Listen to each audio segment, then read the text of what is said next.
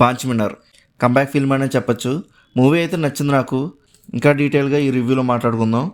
ఇంకా స్టోరీ గురించి మాట్లాడుకుంటే రాజ్ తరుణ్ జాబ్లెస్గా ఉంటాడు. రాజ్ తరుణ్ వాళ్ళ ఫ్రెండ్ ఆఫీస్లో కార్ డ్రైవర్కి వేకెన్సీ ఉందని చెప్పి రాజ్ తరుణ్కి ఆ జాబ్ అనేది ఇప్పిస్తాడు. అలా ఒకరోజు ఇద్దరు killers Raj Tarun car book చేసుకుంటారు. ఇంకా వాళ్ళు రాజ్ తరుణ్ కార్ ఎక్కాక రాజ్ తరుణ్ లైఫ్ ఎలా మారింది అనేది ఈ మూవీ స్టోరీ. మూవీ అయితే ఫస్ట్ హాఫ్ ఓకేగా అనిపించింది. బట్ సెకండ్ హాఫ్ అయితే చాలా బాగా నచ్చింది నాకు. నేను ఏదో పర్లేదు యావరేజ్గా ఉండే సినిమా అనుకుని వెళ్ళా. బట్ నేనైతే చాలా బాగా ఎంజాయ్ చేశా.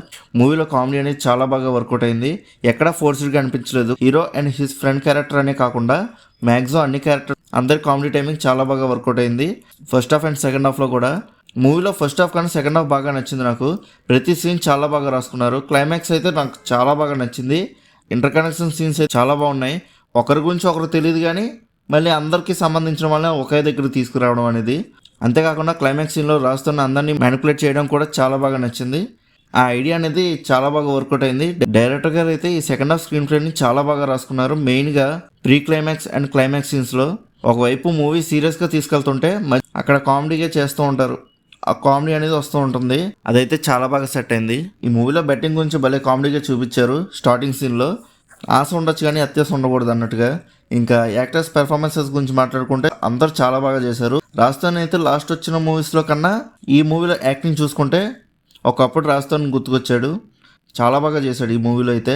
డైరెక్టర్సే రాజస్థాన్ని సరిగ్గా వాడుకోవట్లేదు అన్నట్టుగా అనిపించింది ఈ మూవీ చూసాక. ఇంకా సాంగ్స్ అండ్ బీజిఎమ్స్ గురించి మాట్లాడుకుంటే ఓకేగా అనిపించాయి. ఓకేగా అనిపించాయి అంతే. ఒక సాంగ్ అయితే సిచ్యువేషన్స్కి సంబంధం లేకుండా వచ్చినట్టుంది. ఇంకా మిగతావి అయితే ఓకే. ఇంకా ఓవరాల్గా మూవీ ఎలా ఉందని అడిగితే నాకైతే నచ్చిందండి.